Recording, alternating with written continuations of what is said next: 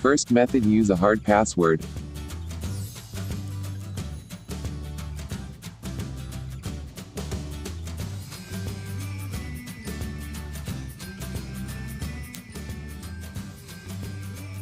You can use like small letter, capital letter, number, hash, etc.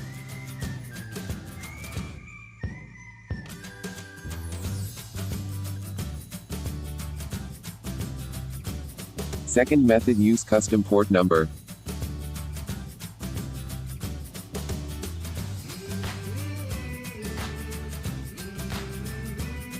If you don't need it, you can disable it.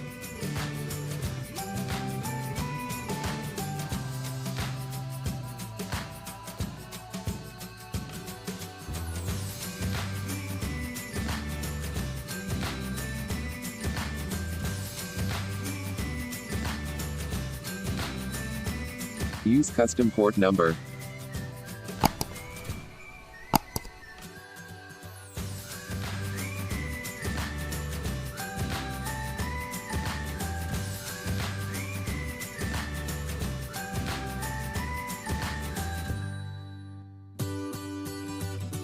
Thanks for watching this video. Subscribe to my YouTube channel to get more videos.